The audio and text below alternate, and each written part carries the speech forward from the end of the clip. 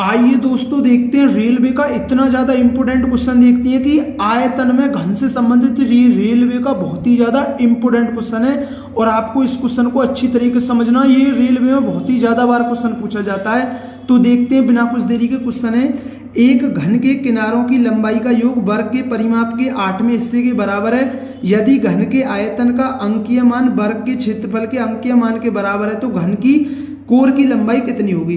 आपको अच्छी तरीके से समझना है, मैं आपको अच्छी तरीके से समझाऊंगा, ठीक है ना। तो मैं एक छोटा सा घन बना लेता हूं, ठीक है ना। आप चाहे कैसा भी बने, बस मुझे समझाने के लिए बनाना, ठीक है ना।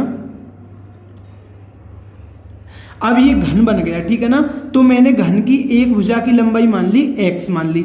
अब देखिए घन के कितने किनारे होते हैं, एक घन में 12 किनारे होते हैं। 1 2 3 4 5 6 7 8 9 10 11 12, ठीक है ना। तो घन के किनारों की लंबाई का योग कितना हो जाएगा, एक लंबाई का मान कितना x है, तो 12 किनारे होते हैं तो 12 योग कितना हो जाएगा, 12x हो जाएगा, ठीक है ना। अब उसने क्या बोला है, वर्ग के परिमाप के बराबर है, ठीक है ना। वर्ग, ये हमारा वर्ग है, ठीक है ना। तो वर्ग का परिमाप कितना होता है, 4 गुणा भुजा होता है। वर्ग का परिमाप कितना होता है, 4 गुणा भुजा होता है। तो मैंने वर्ग की भुजा मान ली a, तो ठीक है ना। तो 12x बराबर कितना हो गया, 4 हो गया, ठीक है ना। क्योंकि उसने क्या बोला है, अभी सुनिए, उसने ये नहीं बोला परिमाप के बराबर, नहीं बोला वर्ग के परिमाप के 8वें हिस्से के। तो भाई वर्ग का परिमाप तो हो गया 4 गुणा भुजा और इसके 8वां हिस्सा, तो अब बराबर होगा ये, ठीक है ना। अब बराबर होगा, ठीक है ना। परिमाप के बराबर नहीं है, वर्ग का परिमाप निकालिए और उसका 8वां हिस्सा निकालिए, तो जब वो 12x के बराबर होगा। आपके अब समझ में आ गया होगा, आप कहेंगे भैया आ गया, ठीक है ना।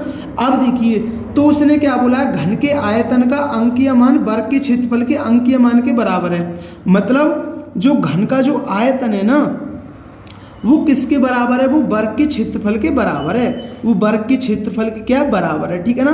तो घन का आयतन क्या होता है, भुजा का क्यू, भुजा क्या मैंने में x, तो घन का आयतन x का क्यू और वर्ग का क्षेत्रफल भुजा स्क्वायर, वर्ग की भुजा क्या है a है, ठीक है ना। तो ये क्या हो गया a स्क्वायर। अब उसने क्या बोला, घन के कोर की लंबाई, मतलब मुझे x का मान निकालना है, मतलब मुझे क्या है x का मान निकालना है, ठीक है ना। अब देखिए, तो मैं यहाँ से क्या निकालता हूँ, a का मान रख देता हूँ, तो मैं a का मान निकाल लेता हूँ। 4 दूनी 8, तो ये कितना आ गया, a बराबर आ गया 24x। क्योंकि मुझे x का मान निकालना है ना, तो मैं a का मान रख देता हूँ। तो x का क्यू, अब ये कितना है, a स्क्वायर है, तो ये 24x गुणा 24x हो गया। अब देखिए, ये हमारी कितनी है, 3x है और ये हमारी 2x है, तो कट जाएगी x बार। तो x बराबर कितना आएगा, 24 और 24 गुणा 24 कितना होता है, 576। तो किस में आएगा, यूनिट्स में आएगा, क्योंकि जो भुजा की लंबाई है वो हमें पता नहीं है मीटर में, सेंटीमीटर में, किस में, ठीक है ना। तो 576 यूनिट्स। तो घन की भुजा, घन की जो भुजा की जो लंबाई है, घन की कोर की जो लंबाई होगी वो कितनी होगी, 576 यूनिट्स होगी।